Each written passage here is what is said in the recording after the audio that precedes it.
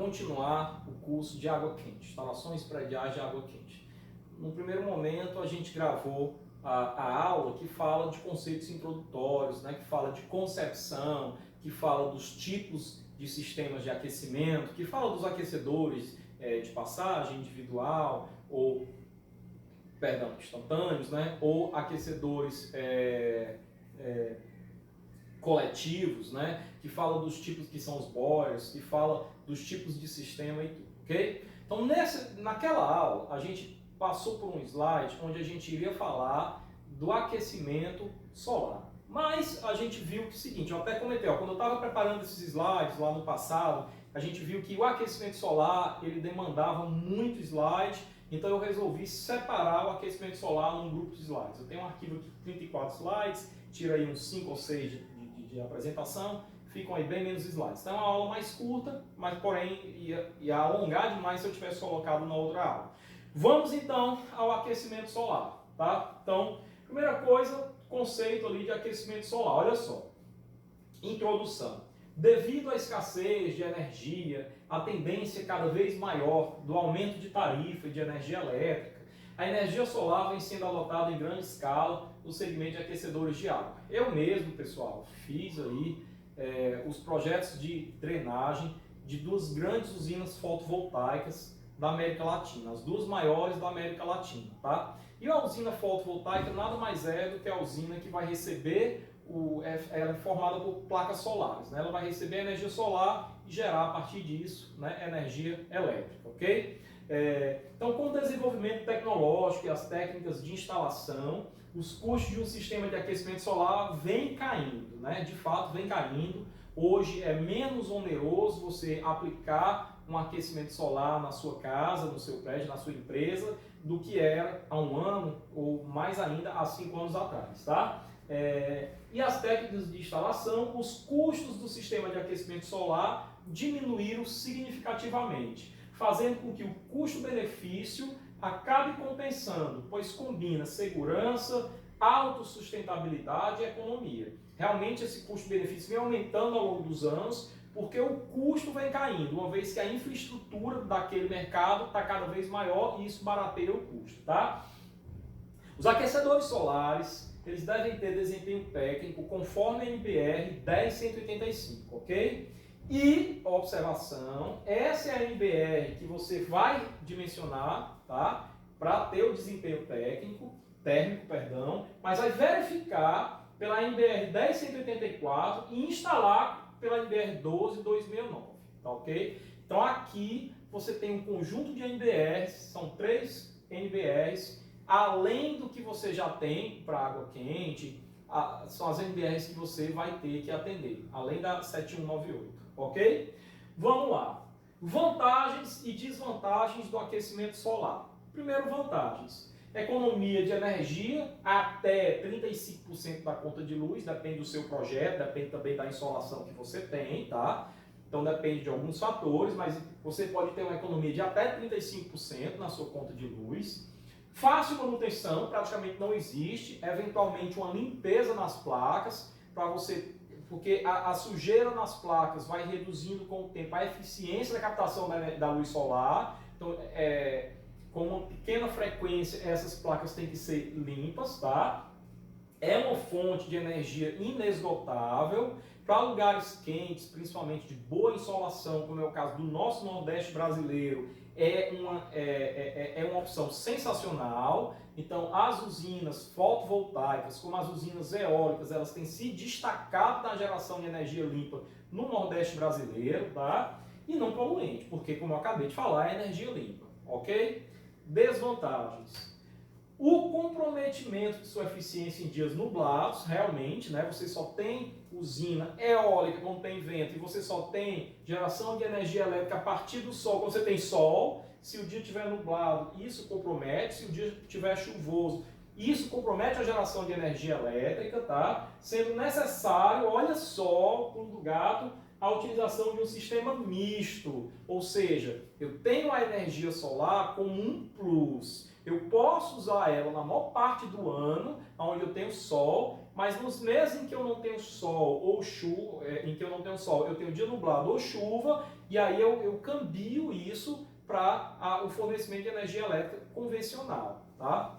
Bem, eu tenho aqui algumas ilustrações, né, que vão explicar a instalação da energia solar. Como a gente já viu, o primeiro arquivo, né, que fala de concepção e tudo, a gente conhece esse cara aqui é o nosso boiler, tá? Vejam, esse cara aqui, essa foto ilustra bem, ela tem um reservatório de água fria na parte mais alta, um pouco abaixo eu tenho o boiler, que é pressurizado, lembram? E um pouco abaixo do boiler eu tenho as minhas placas solares. Sempre nessa ordem, as placas solares têm que estar abaixo do boiler, que por sua vez tem que estar abaixo do reservatório de água fria, ok? Então, esses aí são o conceito. Agora, abaixo quanto? Aí nós vamos ver alguns slides que nós temos aí um conjunto de medidas que tem que ser obedecidas para que eu tenha a eficiência e o funcionamento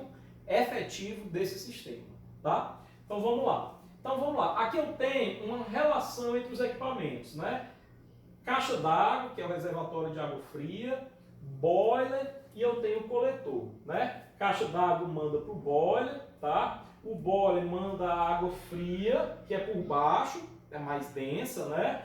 O coletor aquece e a água já volta por cima porque é menos densa. Isso é o princípio da termosifão, é um princípio natural. Volta aqui para o boiler, tá? De onde daqui eu vou ter a minha distribuição de água quente iniciada, tá bom?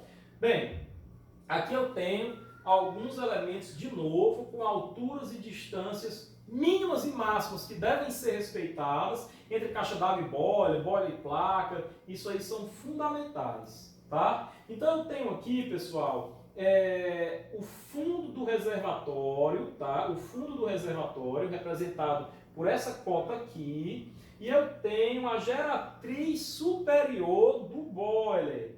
Essa diferença entre o fundo da caixa d'água e a geratriz superior do boiler, por norma, ela só pode variar entre 15 centímetros e 5 metros, tá? Entre 15 centímetros e 5 metros. Professor, isso tem a ver com o quê? Isso tem a ver com a pressão que eu vou ter dentro do boiler.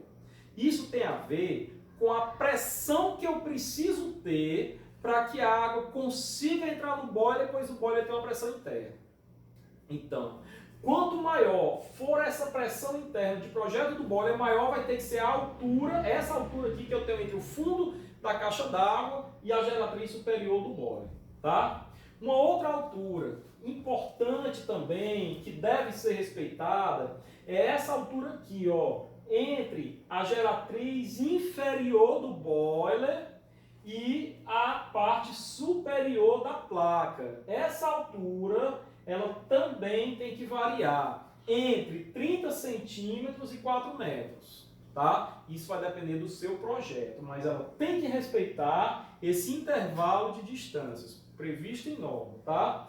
Uma outra distância, só que não mais vertical, mais horizontal, que eu tenho que respeitar, não é mais no intervalo, mas é uma distância máxima de 6 metros entre o centro, entre uma linha que passa pela vertical no centro do boiler e o início da placa solar. Tem que ser respeitado aí 6 metros, tá? Aqui, pessoal, eu tenho alguns números indicando alguns elementos, mas isso aqui é bobagem, vocês olhem em casa com calma, tá? O principal desse slide que precisava ser dito é isso que eu acabei de mencionar, essas distâncias ali, tá? Bom, qual é, portanto, a relação entre os equipamentos? Olha só, por que eu estava falando a questão da pressão? O desnível entre o topo da caixa d'água e o fundo do reservatório térmico, que é o boiler, tá? Não poderá ultrapassar a pressão máxima admissível. Por isso é que esse desnível é de no máximo 5 metros, tá? Ele não pode ultrapassar a pressão máxima admissível do boiler, fornecido por quem? Pelo fabricante. Então, quem vai determinar essa distância é o boiler que você comprou, ou seja, é o fabricante, tá? Outra coisa, a distância horizontal é essa distância aqui, ó, entre o centro do boiler e a extremidade mais próxima da placa, que é de 6 metros, deverá ser de no máximo 6 metros. Para melhor aproveitamento de circulação de água quente nas canalizações de alimentação e retorno dos coletores, o desnível mínimo entre o fundo do boiler e o topo dos coletores é 0,3 a 4 metros, que é essa distância aqui, ó. Então aqui ele motiva, ele explica o porquê dessa distância. Melhor aproveitamento de circulação, ou seja, o melhor funcionamento do termosifão. Tá? Ok? Para frente. Quando o telhado for muito baixo, às vezes tem essa possibilidade, essa questão construtiva aí, que passa a ser uma condição de contorno do problema, e não é possível instalar o boiler abaixo da caixa d'água. Olha o que é que está acontecendo aqui, ó. Eu tenho aqui um boiler ao lado da caixa d'água. Nesse caso, não é qualquer boiler que faz isso, tá? Existe um fabricante específico, que é a Soletrol. Ela desenvolveu e patenteou uma tecnologia denominada horizontal de nível em nível, que viabiliza que o boiler possa ser colocado lado a lado do reservatório. Então, obviamente, hoje, 2020, que é o ano que eu estou gravando essas aulas, já existem outros fabricantes que devem trabalhar com essa tecnologia. Tá? Então, eu já posso, caso eu não tenha espaço, colocar uma construção desse tipo.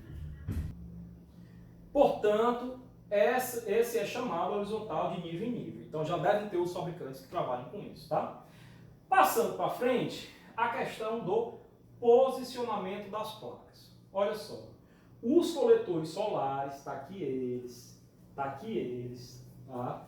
São a parte principal do sistema. Por quê? Porque eles são a parte que vai converter, receber energia solar e converter em energia elétrica, né? No caso aqui, térmica.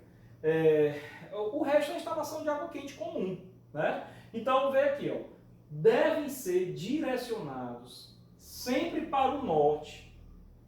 Estamos falando de Brasil, tá? Exceto nos estados do Amapá, Roraima e Amazonas. Com um desvio máximo de 30 graus a nordeste ou noroeste, tá? Então, pessoal, esse cara tem que ser direcionado para o norte. Se o norte está mais ou menos ali, norte com desvio máximo de 30 graus a nordeste ou a noroeste, tá?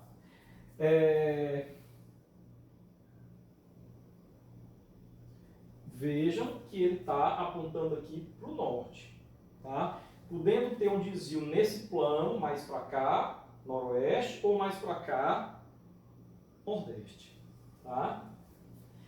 A inclinação ótima, as placas elas vão ter uma inclinação também, ó. A inclinação ótima das placas em relação à horizontal é um ângulo resultante da soma da latitude do lugar mais um acréscimo de 5 a 10 graus. Da latitude, aqui, mais um acréscimo de 5 a 10 graus. Não é 5 e 10 graus, não. É 5 a 10 graus. E nós vamos ter tabela para isso. Eu estou só indicando aqui o conceito, mas nós vamos ter tabela para isso. Tá?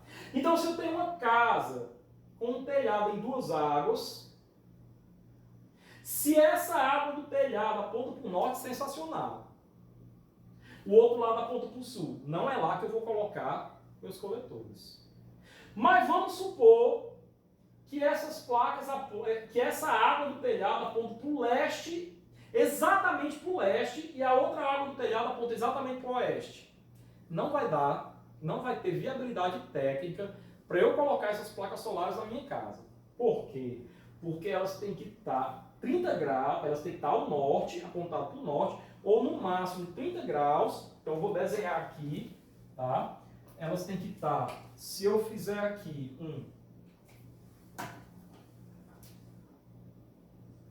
norte, sul, leste, oeste, tá? Então, se o telhado da minha casa aponta para o norte, sensacional, né?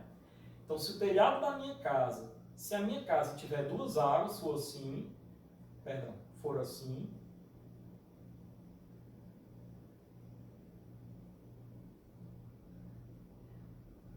sensacional, né? É nesse lado aqui aonde eu vou colocar as minhas placas solares.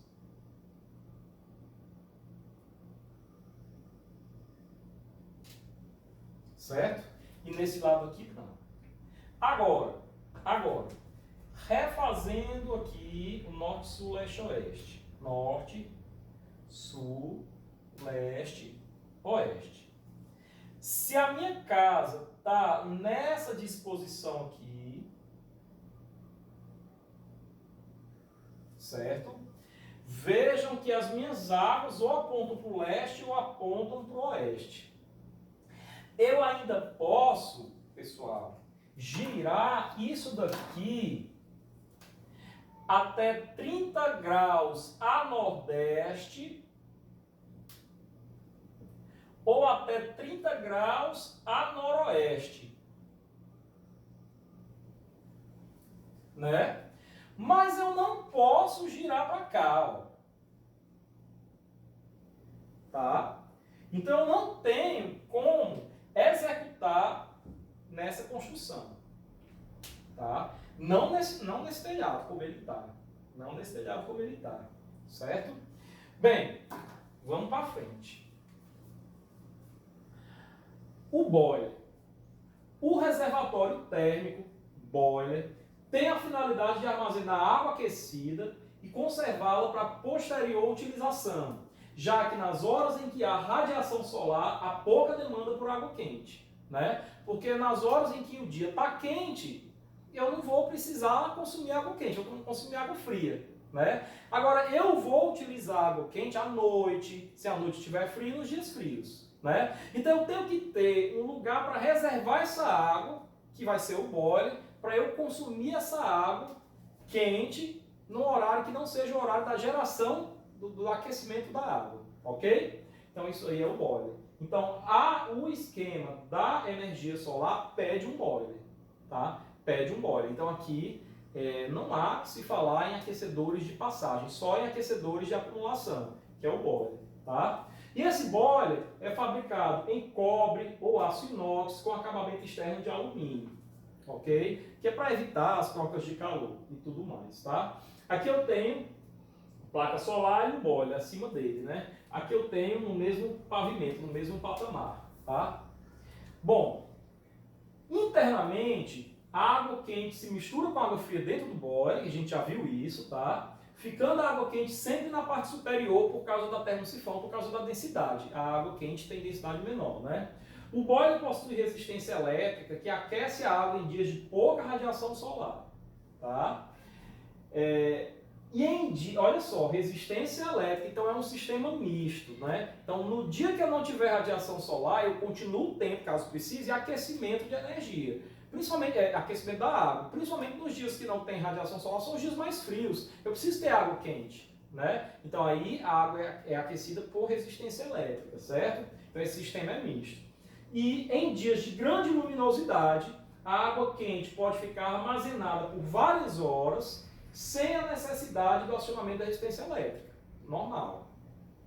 Os boilers podem ser, olha só, duas classificações. Uma com relação à pressão, outra com relação ao desnível que tem da caixa d'água. Com relação à pressão, eu posso ter um boiler de baixa pressão, que é boilers para pressão de até 5 metros coluna d'água, e boilers de alta pressão, que varia ali a partir de 5 e até 40 metros coluna d'água. Tá? E com relação ao desnível, eu posso ter boiler de desnível, que fica abaixo da caixa d'água, e dessa outra tecnologia de nível que fica no mesmo nível da caixa d'água, por isso que é chamado de nível a nível, tá? Bem, e aí, pessoal, os tipos de instalação. Aqui já é tranquilo, vocês já vão saber porque é assunto da aula passada, né? Eu posso ter circulação natural, que é a termosifão, em circuito aberto, a gente vai entender o que é isso. Circulação natural, termosifão em circuito fechado, tá? E circulação forçada, bombeamento, em circuito aberto e bombeamento em circuito fechado. Vamos ver os 4 tipos aí para a gente entender. Devagarinho, um por um. Devagarinho, um por um. Então vamos pelo primeiro, né? coletor com circulação natural e circuito aberto.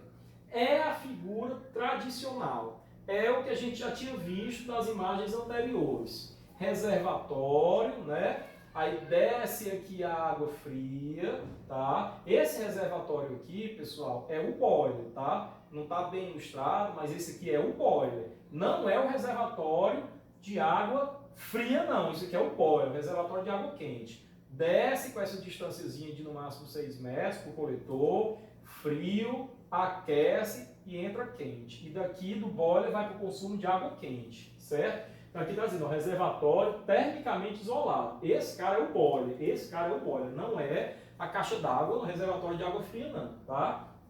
Bom, o que é que vai ser, por sua vez, aquele com circuito fechado? Vejam. Desce, né? Entrada de água na rede, a rede toda vez está entrando por aqui, a água que vem do reservatório superior.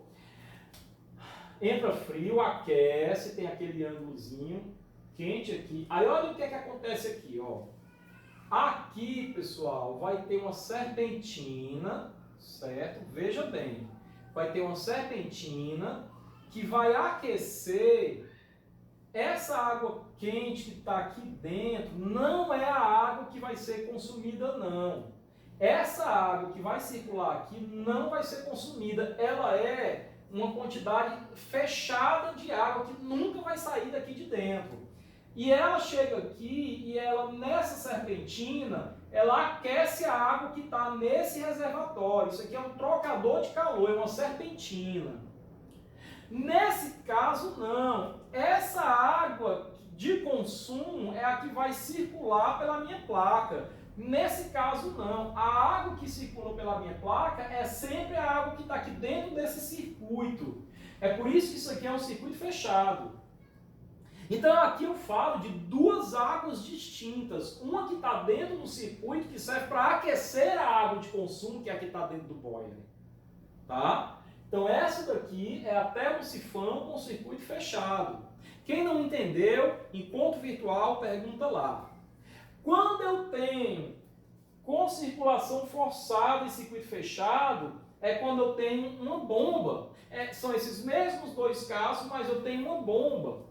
Essa bomba vai fazer o quê? Eu já comentei isso com vocês. Quando que eu peço bombeamento? Quando, por exemplo, a vazão ou a temperatura da água não são suficientes para atender aquela minha demanda. Muita gente, ou um consumo maior. Então eu preciso aumentar a produção de água quente, aumentar o aquecimento. Eu faço isso com uma bomba. Tá? Então o termosifão ali, ele tem ali o ritmo dele, a velocidade dele. Se eu colocar uma bomba para essa circulação ser mais rápida, seja ela em circuito aberto, seja ela em circuito fechado, eu consigo aumentar a vazão e ou temperatura de consumo. Tá certo?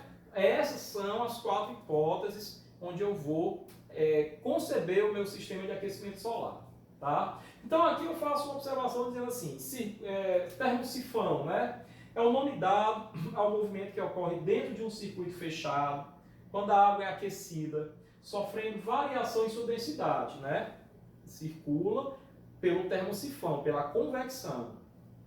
A água aquecida fica mais leve, que é menos densa, e tende a subir. E a água fria, mais pesada, tende a descer, promovendo um movimento natural, circular, né, formado por camadas térmicas. Vantagem, extrema confiabilidade, o processo ocorre naturalmente, tá? Baixíssima manutenção, naturalmente. E desvantagem, exige um cuidado maior do projeto de instalação com relação às alturas, aquilo lá. Tá? Para frente. Esse movimento, isso aqui é explicando, né? O circuito natural, vou passar para frente. Perda de carga, pronto, só respeito à questão das alturas. Só isso, esse slide fala só isso, tá? Bom, aqui é mais do mesmo, é a mesma foto, é a mesma ilustração, só que num detalhezinho maior. Então eu vou passar para frente, tá? Mais foto da mesma circulação natural, ok?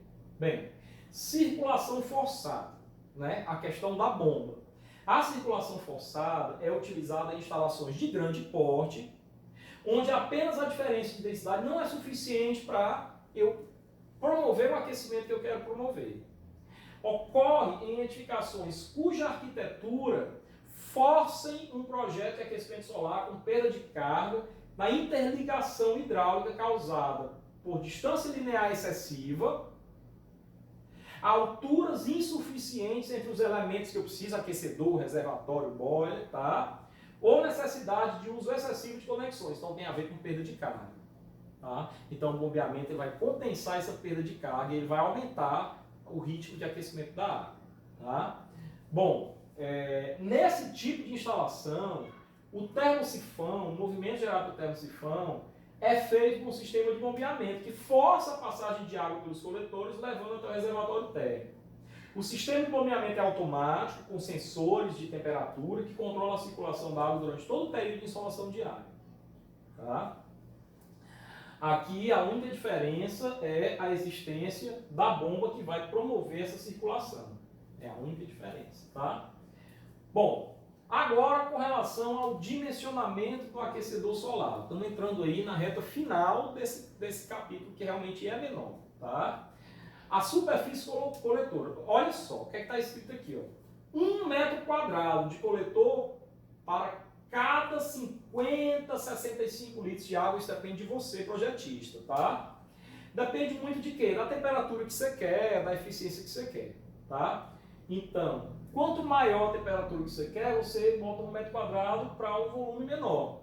Né? Um volume menor, 1 metro quadrado de sol, vai aquecer, de placa, né? Recebendo sol, vai aquecer menos litros por metro quadrado. Então você tem uma eficiência maior. Se você colocar 65 litros, que é um volume maior, implica numa temperatura menor. Tá? Ou seja, uma superfície suficiente para uma habitação unifamiliar vai ter ali 3 a 6 metros quadrados, considerando o consumo de água quente de cada pessoa dentro daquela habitação. Então, mais ou menos aí, para uma casa onde reside uma família, você vai ter uma necessidade de uma área aí de 3 a 6 metros quadrados, mais ou menos, vai ter que fazer o projeto de placas solares nas águas do telhado do seu prédio, tá? Essa daqui é a equação utilizada, onde S é a área, tá? Esse Q é a quantidade de calor necessária em quilocalorias por dia, esse I é a intensidade da radiação solar, e esse eta é o rendimento do aproveitamento da energia do painel, estimado para fins práticos em 50%. A gente vai ver isso aqui. Vamos lá. E esse I, pessoal, esse I aqui, que é a intensidade da radiação solar, vai ser dado por essa equação. Então vamos lá, eu vou ter uma equação principal e dentro dela, para calcular o I, eu vou ter essa outra, onde eu tenho duas novas incógnitas. O RI e o P. Onde o RI, olha só, tem uma tabela para ele e para o P também, tá? Radiação solar recebida no topo da atmosfera, no 15º dia do mês, considerado em função da latitude do lugar. Então, para cada latitude você vai ter um valor de RI, tá?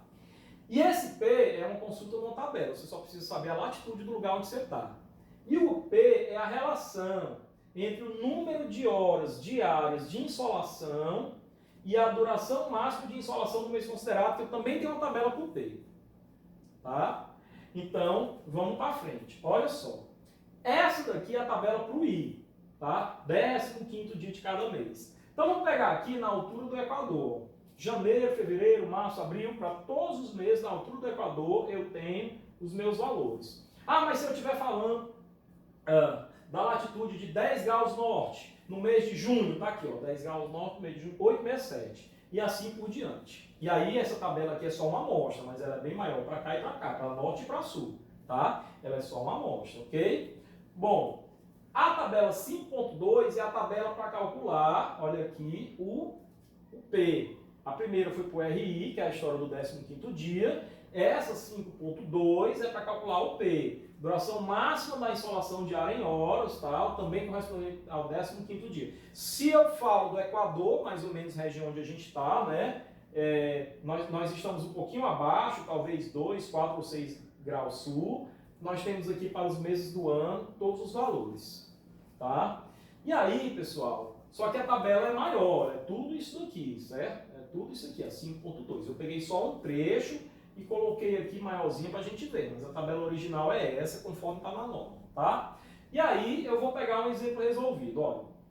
Supondo uma residência unifamiliar de 5 pessoas, calcule qual a área do painel necessária. Pela NBR 7198, o consumo diário per capita é de 45 litros. Professor, você vai dar o consumo numa prova? Eu vou dar os dados que você calcula, tá? Então, o consumo de água quente por pessoa para residências, né, é 45 litros. Então, se eu tenho 5 pessoas, o meu consumo é 5 vezes 45, tá? E aí tem essa continhazinha simples aqui, ó, estimando que a água quente, que a água entre, perdão, na temperatura de 20 graus, né, temperatura ambiente, e saia do coletor a 60, eu preciso saber o quê? Eu preciso saber, olha só, quem é a minha quantidade de calor, tá? Quantidade de calor necessária em quilocalorias por dia, né? Então eu tenho que fazer esse cálculozinho que eu tinha falado para vocês, que tinha uma termometria e uma termologia na coisa, né? Então, eu tenho aí de 20 para 60, 40 graus. Então o meu ΔT é 40, o calor específico da água é 1 caloria por grau Celsius, ou quilocaloria por litro, e a massa é 225 litros, né? Então, ou 225 quilos, né? 1 litro é 1 quilo. Então, eu tenho aí uma quantidade de 9.000 quilocalorias. Fácil, simples assim, tá? E aí eu vou ter o seguinte, ó. Supondo que a cidade possua uma intensidade de radiação aproximada de 1 caloria por centímetro quadrado por minuto, olha, ó, cuidado.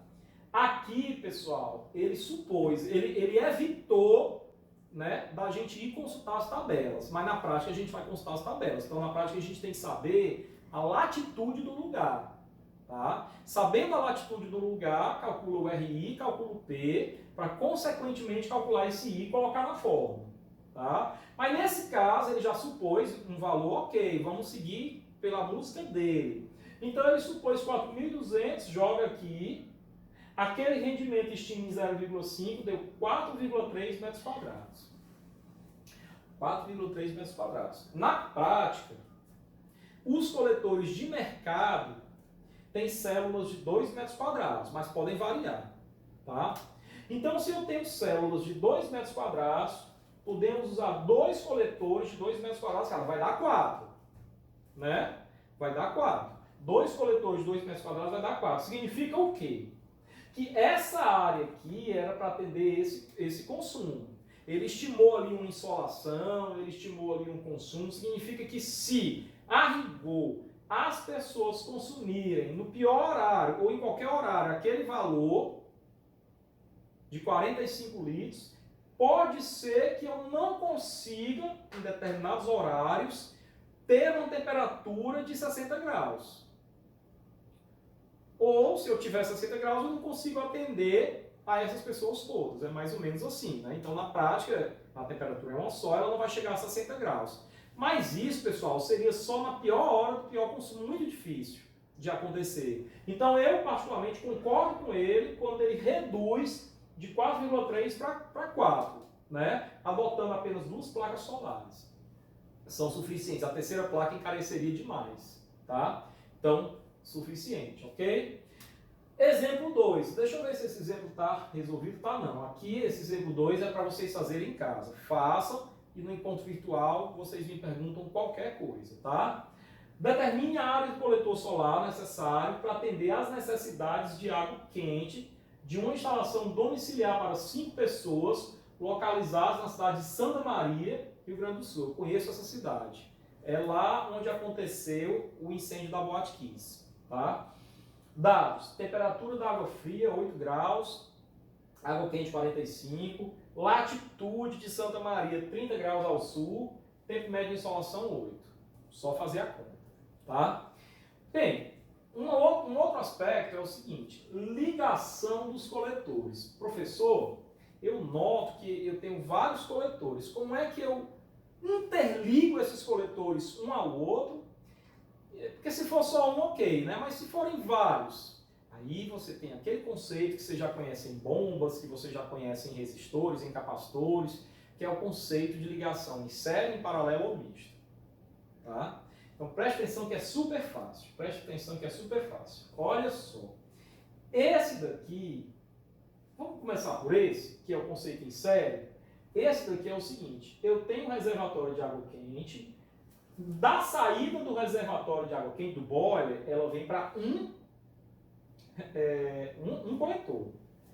A água é aquecida nesse coletor, entra fria, sai um pouco mais quente, e desse coletor ela entra no outro. Então ela faz um caminho onde ela passa sucessivamente por cada um. Isso aqui é um aquecimento em série.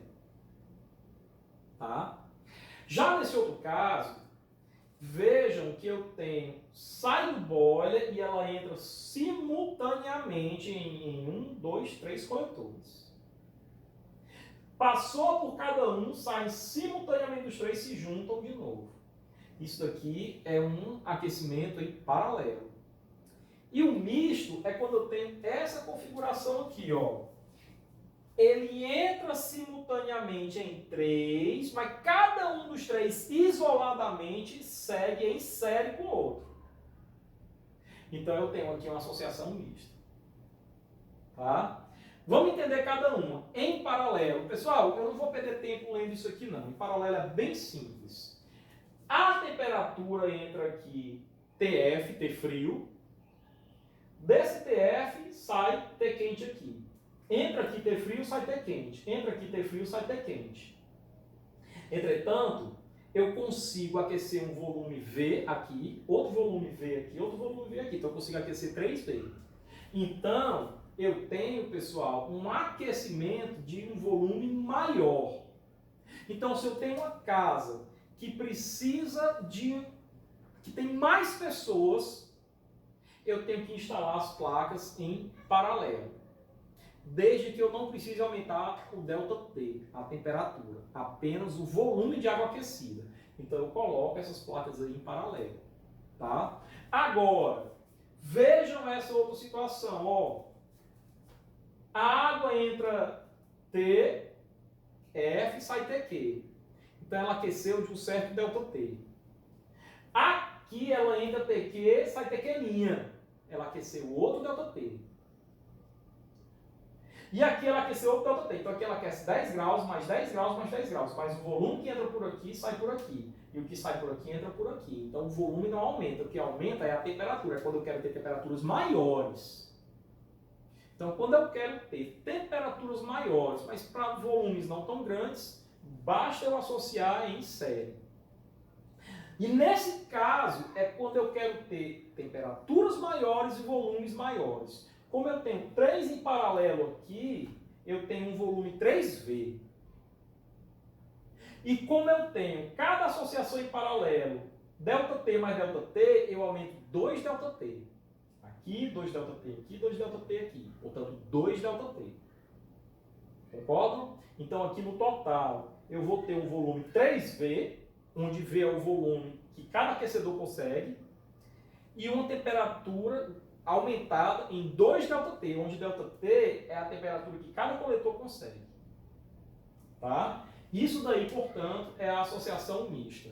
Fica da tua criatividade associar conforme você achar que pode, da melhor maneira, para chegar naquele resultado que você quer, de temperatura final e de quantidade final de água aquecida. Tá? Essa aula foi curtinha, essa aula foi tranquila, então estudem bem. Na próxima aula a gente chega aqui para estudar o dimensionamento de instalações prediais de água quente. Então, sucesso para todos, estava bom.